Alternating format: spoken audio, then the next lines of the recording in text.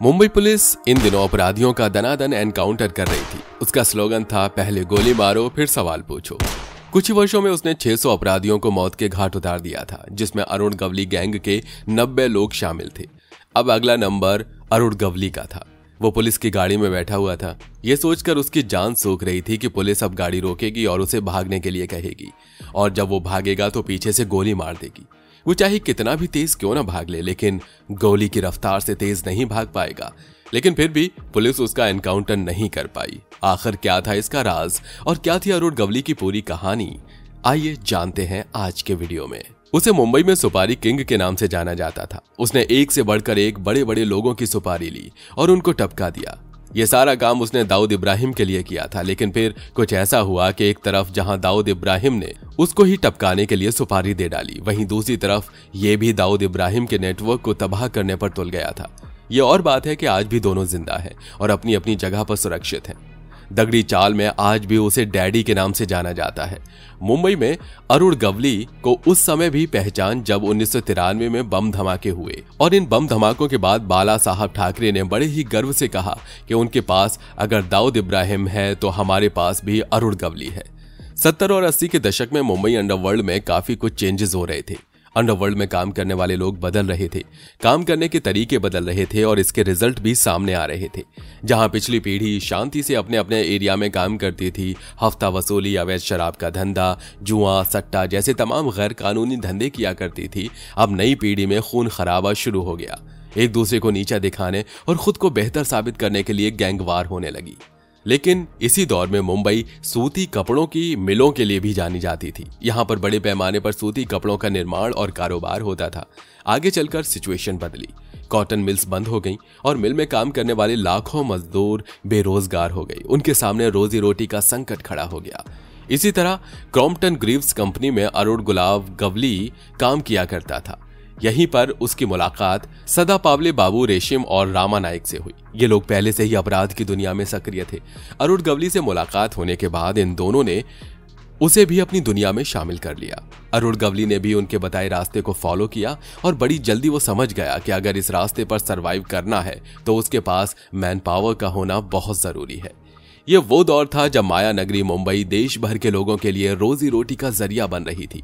बाहर से लोग आ रहे थे और यहाँ काम कर रहे थे। इसकी वजह से यहाँ के लोग मराठी भाषी लोगों के लिए काम की समस्या खड़ी हो गई। जब उनको रोजी रोटी नहीं मिल रही थी तो उनके भीतर एंगरनेस और अनसेटिस्फैक्शन के इमोशंस स्ट्रांग होते जा रहे थे। वीडियो आगे भी जारी रहेगा, लेकिन हमारे जिन साथियों ने चैनल को सब्सक्राइब नहीं किया है वो सब्सक्रिप्शन का बटन दबाकर नोटिफिकेशन बेल को जरूर ऑन कर लें। अरुण गवली ने मराठी पब्लिक के बीच इस तरीके के इमोशंस को अच्छी तरह से भांप लिया और फिर इसका ही फायदा उठाने लगा। वो मराठी लोगों को अपने गैंग में शामिल करने लगा। आगे चलकर बाबू रेशिम, रामा नायक और अरुण गवली ने मिलकर के अपना एक अलग गैंग बनाया, जिसका नाम रखा BRA गैंग। अंडरवर्ल्ड में सरवाइव करने के लिए डॉन का डर होना जरूरी है। अरुण गवली ने भी इसके लिए भाई खला के लोकल डॉन को बहुत बुरी तरह मारा और फाइनली उसका गेम बजा दिया। इसकी वजह से लोग अरुण गवली से डरने लगे। इस क्राइम के लिए अरुण गवली और उसके साथियों को 2 साल जेल की सजा हुई। जेल में उसकी मुलाकात बड़ा राजन और दूसरे गैंगस्टर से हुई। यही उसकी जेल जर्नी उसके लिए मुंबई के अंडरवर्ल्ड का गेटवे बनी। यहीं से उसने दाऊद की डी कंपनी में एंट्री मारी। लेकिन उस समय अरुण गवली ने भी नहीं सोचा होगा कि आगे चलकर वो मुंबई अंडरवर्ल्ड में न केवल डैडी के नाम से जाना जाएगा, बल्कि डैडी की हैसियत भी रखेगा। यह घटना 12 सितंबर साल 1992 की है। सुबह 4:45 का समय हो रहा था। इंस्पेक्टर KG ठाकुर मुंबई के JJ हॉस्पिटल में अपनी ड्यूटी बजा रहे थे।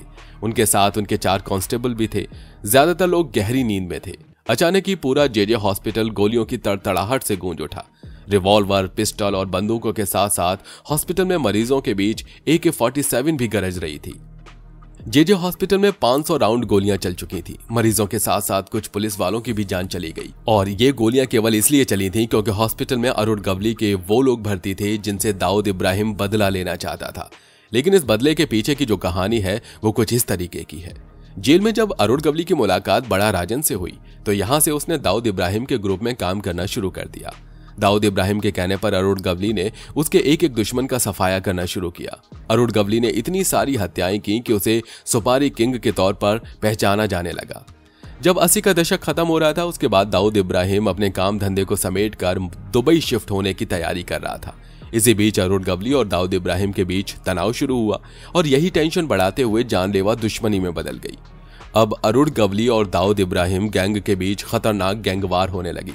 इसका नतीजा ये हुआ कि दोनों ही तरफ के लोग मारे जाने लगे।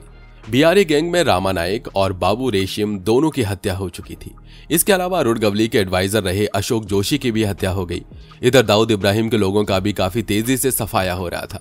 एक समय था जब अरुण गवली के गैंग में 600 से ज्यादा शूटर्स हुआ करते थे, लेकिन धीरे धीरे सिचुएशन ऐसी आ गई कि अरुण गवली बिल्कुल अकेला पड़ गया। वो अपनी दगड़ी चाल में छुपकर रह रहा था, लेकिन उसका भाई पापा गवली खुलेआम घूमता था। इसका फायदा दाऊद इब्राहिम के लोगों ने उठाया और पापा गवली का गेम बजा दिया। इसके बाद अरुण गवली को काफी झटका लगा, लेकिन वो कुछ समय तक शांत रहा।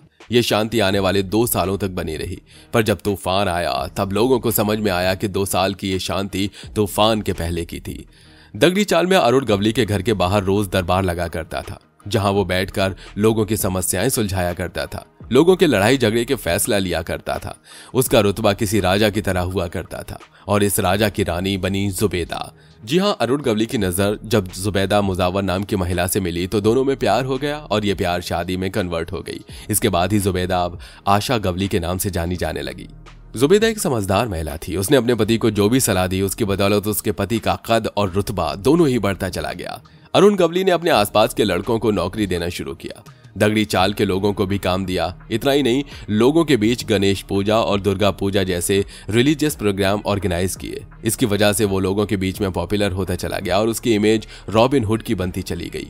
साल 1993 में जब मुंबई में बम धमाके हुए, उस समय बाला साहेब ठाकरे ने अरुण गवली को आमची मुले कहकर पूरे महाराष्ट्र में पॉपुलर कर दिया।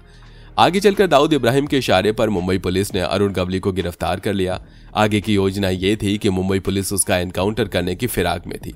ये सारी जानकारी मीडिया को 1994 में एक प्रेस कॉन्फ्रेंस के दौरान अरुण गवली की पत्नी आशा गवली ने दी। अरुण गवली को यकीन था कि इस मैटर में बाला साहेब ठाकरे उसकी मदद करेंगे। शिवसेना की सरकार में उसका कोई कुछ नहीं बिगाड़ सकता, लेकिन उसका यह भ्रम बहुत जल्दी ही टूट गया। किसी ने उसकी मदद नहीं की, बल्कि उसे अकेला छोड़ दिया। आगे चलकर अरुण गवली को यह पता लगा कि उसे अमरावती जेल में शिफ्ट किया जा रहा है। वो अच्छी तरह से जानता था कि अमरावती जेल में दाऊद इब्राहिम के आदमी उसका कभी भी गेम बजा सकते हैं। इसके बाद ये इन्फॉर्मेशन भी सामने आई कि शिवसेना की सरकार के प्रमुख व्यक्ति जयंत जाधव ने इस ऑर्डर को पास किया है। अरुण गवली की सटक गई और उसने जयंत जाधव की हत्या करवा दी। यहां से गवली ने किसी पॉलिटिकल लीडर का चमचा बनने की बजाय खुद अपनी पॉलिटिकल पार्टी बनाकर किंग बनने का रास्ता अपनाया। शिवसेना छोड़ चुके पुराने वर्कर्स को मिलाकर अखिल भारतीय सेना के नाम से एक पार्टी गठित की। अब अरुण गवली एक पॉलिटिकल लीडर बनने के रास्ते पर चल पड़ा था, लेकिन इसी बीच उसने सुपारी लेकर एक हाई प्रोफाइल कत्ल करवा दिया। अब इसका नतीजा यह हुआ कि मुंबई पुलिस उसे ढूंढने लगी। मुंबई पुलिस उसके अभेद्य किले के लिए दगड़ी चाल में घुस गई और उसके एक एक हिस्से की तलाशी लेने लगी। अरुण गवली ने घर के अंदर कई तरह की सुरंगें बना रखी थी, जिससे वो बाहर जा सकता था। दगड़ी चाल के किसी भी घर में वो छुपा सकता था। उसने कोशिश तो बहुत की, लेकिन वो मुंबई पुलिस से छुप नहीं सका और पुलिस ने उसे अरेस्ट कर लिया। अरुण गवली की पत्नी आशा गवली ने उसका पूरा साथ दिया। इतना ही नहीं, उसने अरुण गवली की पॉलिटिकल पार्टी को लीड किया और अपने आप को इलेक्शन में उतार दिया। पार्टी की महिला विंग को लीड करते हुए उसने पॉलिटिकल पावर हासिल की, क्योंकि वो हर कीमत पर अपने पति को बचाना चाहती थी। जब कभी भी अरुण गवली का जेल ट्रांसफर होता तो आगे आगे पुलिस की गाड़ी चलती थी और उसके पीछे आशा गवली की गाड़ी चलती थी, क्योंकि उसे डर था कि पुलिस उसके पति को रास्ते में एनकाउंटर में मार सकती है। यही वजह है कि अरुण गवली आज भी जिंदा है। उसके ऊपर कोई 40 मुकदमे थे, जिनमें सब में वो बरी हो गया। केवल एक मुकदमे में उसे सजा हुई। यह मामला था शिवसेना के एमएलए की हत्या का। इसमें साल 2012 में जब निर्णय आया तो अरुण गवली को उम्र कैद की सजा हुई और वो जेल की सलाखों के पीछे चला गया। डेफिनेटली सजा के पूरे होते ही वो जेल से बाहर आ जाएगा। आप अरुण गवली के बारे में क्या सोचते हैं, हमें कमेंट बॉक्स में लिखकर जरूर बताइएगा। वीडियो पसंद आया हो तो उसे लाइक करके अपने दोस्तों के साथ शेयर कीजिए। फिर मिलेंगे नई वीडियो में, तब तक के लिए जय हिंद, जय भारत, वंदे मातरम।